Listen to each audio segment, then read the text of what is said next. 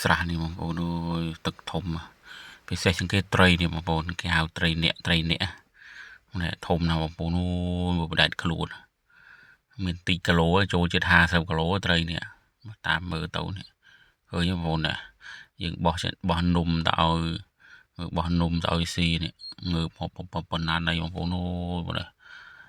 ឃើញបងប្អូនអូធំណាស់បដែតខ្លួនឃើញបងប្អូនធំមែនទែនណាមានមួយណាបងប្អូនទាំងគូច្រើនណាបងប្អូនចូលប្រហែលជា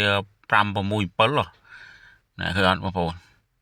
ដោយសារយើងថតទៅនៅលើទឹកអាលក់មកអត់សូវស្បាស់បងប្អូនចាប់អត់សូវស្បាស់អញ្ចឹងឃើញដើមព្រិលបើយើងទៅមើលនឹងផ្នែកយើងផ្ទាល់មកបងប្អូនអូយធំណាស់ទាំងគូ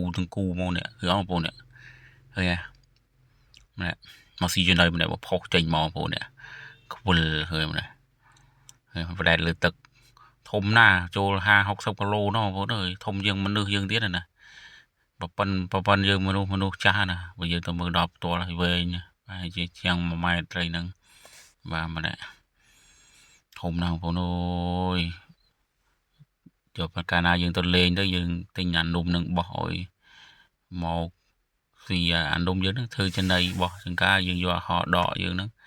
ទៅបោះឲ្យទៅនេះឃើញបងប្អូនយើងបោះទៅបោះមកលោតអត់ខ្លាចមនុស្សយើងទេមកគៀនយើងហ្នឹងបាទណាមកលក់ទឹកបងប្អូនហើយស្រះជ្រៅបងប្អូននៅគេហៅនៅវត្តពហិស៊ូយើងពហិស៊ូដែលយើងចំណាំឮល្បីបាទចឹងត្រីនៅក្នុងស្រះវត្តពហិស៊ូយើងម្នាក់បងប្អូនមើលតែដងខ្លួនមករកចំណីយើងបោះនំទៅឲ្យណាមកអូយមិនតិចទេណាបងប្អូនហ្នឹងមើលកលាប់ខ្លួនដែរមើលគង់លើគ្នា2គ្រាត់អាហ្នឹងយើងថតដែរប៉ុន្តែនោះអាឆ្ងាយពីហ្នឹងដែលអត់ទាន់ចូលកាមេរ៉ាដែលយើងចាប់អត់សូវបាននោះច្រើនណាបងប្អូន4-10ក្បាលនោះហើយអាវីណូអាក្រោមគ្នាទឹកហ្នឹងទៀតបងប្អូនអើយអានេះឃើញជាដែងពិតបើជំនាន់មុនខ្ញុំនៅតូចអាហ្នឹងនៅតាមស្ទឹងតាមនិយាយរួមទឹកដែលឡើងច្រើនខែភាសាណាខ្ញុំឃើញគេរស់បានមែនត្រីចដាយធំបងប្អូនអូយប៉ុនមនុស្សតែចាប់ពីនឹងមករហូតដល់យើងធំ 4-10 ឆ្នាំក្រោយមកដូចបាត់អស់អញ្ចឹងណាអានេះឥឡូវអានេះត្រីគេដាក់ចិញ្ចឹមនៅក្នុងស្រះយើងដែលស្រះដែលកន្លែងចិញ្ចឹមត្រីកន្លែង